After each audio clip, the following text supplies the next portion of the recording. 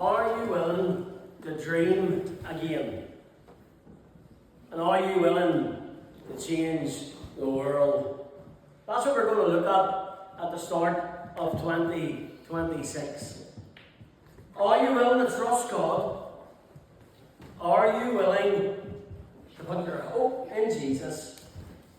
Are you willing to help change the world?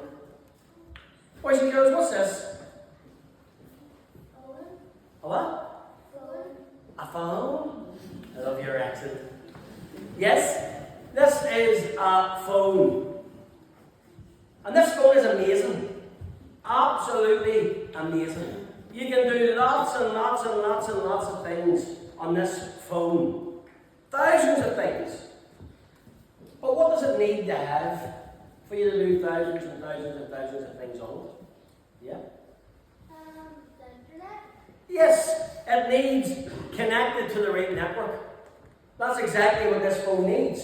Without the right network, and in lots of places in Castleberg, it's like a dark zone. There is no reception, and your phone is no use to you.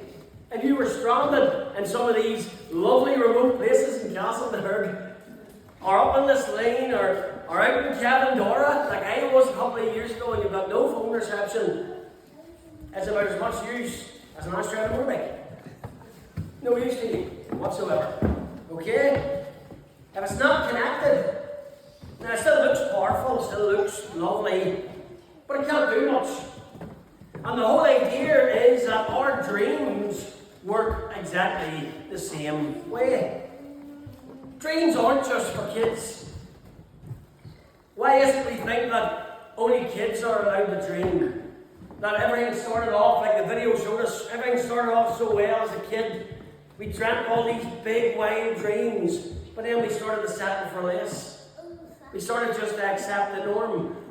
Why? Because we started listening to outside voices.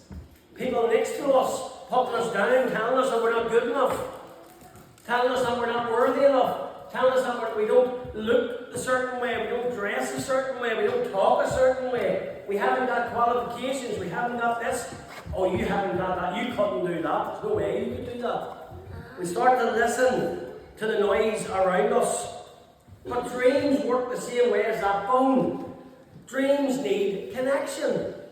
Not just to Wi-Fi, but to God. You see, whenever we dream dreams in God, we are connected. So what are some of the problems with dreams in 2026, boys and girls? Tell me some of the problems with dreams in 2026. What are some of the problems that you might face? What does the internet tell you? What does people always tell you in 2026? Oh, yes, they'll tell you Happy New Year as well, yes. They will, they'll tell you Happy New Year. But what you'll find is, I give you a wee clue, because I just told you what it was. So, you'll hear people saying to you, you're not good enough. Why would you try that? Get yourself home. You'll hear the negativity all the time. But people will should be hearing, follow your dreams. Be whatever you want to be. Don't let anyone tell you no. I wish I could go back to my young self at your age again and tell myself, just be what you want to be. There's nothing in this world that can stop you being from what you want to be, only you. So it's up to you. But you see, that can be confusing, following your dreams. Being whatever you want to be can be confusing, because you see, some people want to chase money. Some people want to chase fame. Some chase happiness, and they search for it all in the wrong places. Some people stop dreaming altogether because life's too hard. Right, can you two boys go and take a wee seat? Thank you. Right, take a wee seat there, thank you. Some people stop dreaming altogether because life gets too hard. So the question is not just what is your dream, but it should be this morning, who is guiding your dream? Who is guiding your dream? Now, when we look at the reading that Jane read to us today from the story of Joseph. You'll find the story of Joseph in Genesis 37, chapter 37, and also 39 to 41. But Joseph had big dreams. He literally had big dreams. He dreamed that God had something special just for him. But as we know, Joseph's story didn't go like a movie. It wasn't all happy endings in Joseph's story. It wasn't always easy for him. Because in his story we know that his brothers sold him. Imagine your brothers selling you. Imagine you had a brother and he sold you to somebody else. And you had to go and live with somebody else. Wouldn't that be great? No, I don't think so. And imagine he sold you to a house full of Liverpool supporters. What? Are they my Leeds United supporters? My goodness. I was going to mention the Scottish team there and say I would rather be in a family of Scottish team than mine would go there. Because the majority of us know what I'm talking about. But Joseph's life didn't go according to plan. He was sold by his brothers. He was treated very, very unfairly. And he also went to prison. Imagine going to prison. And it would have been easy for Joseph to say, oh, well, my dreams are over.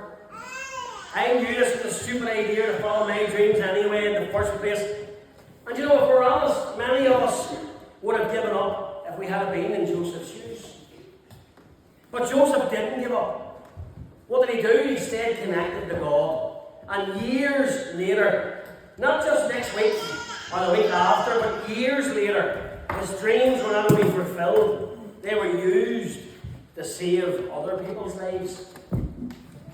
Now the key line for you all to say it together is this, and I want you all to repeat this after me, okay? Dreams without God get lost. Dreams without God get lost. Dreams with God change the world. Okay, let's try it again. Dreams without God get lost. Dreams with God change the world. I want you to remember that wee phrase today.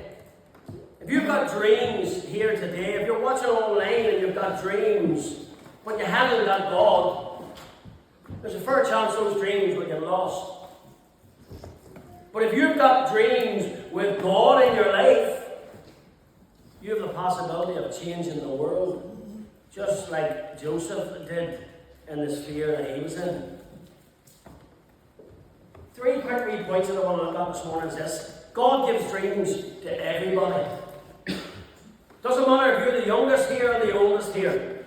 God gives everybody dreams.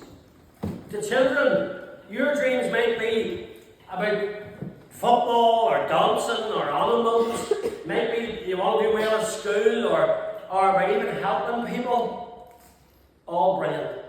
Some of our adults, you might dream about family, work, finances, the farm, hobbies, interests, or even making a difference in life. To the more mature people, your dreams don't stop. Age isn't a factor. Your dreams don't stop. God can still use your prayers, your wisdom, your knowledge, your kindness to bless other people. Your dreams don't stop, regardless what age you are. Joel 2 and 28 tells us, your young people will see visions, your old people will dream dreams. God is not finished with anyone in this church. And I want you to hear that this morning. If you're the oldest here or the youngest here, it doesn't matter. God is not finished with you yet.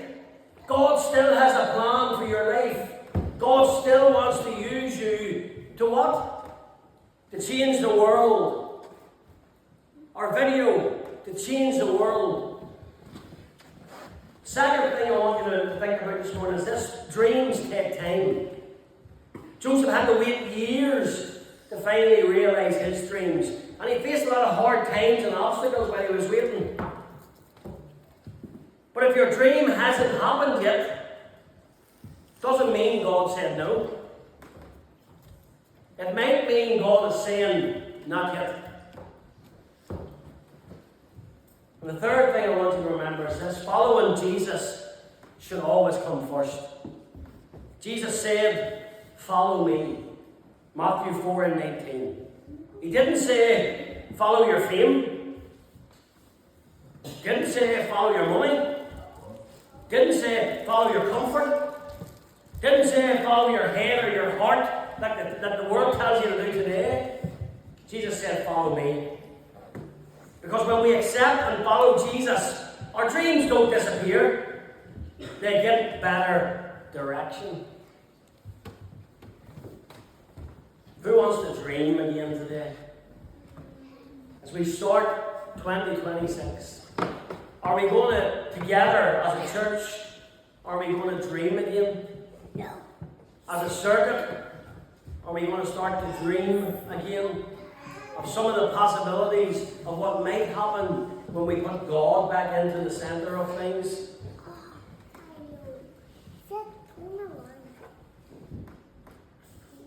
All God wants us to do is to follow Him. Leave all the rest up to Him. But remember, you're never too old to start dreaming again. Let us pray.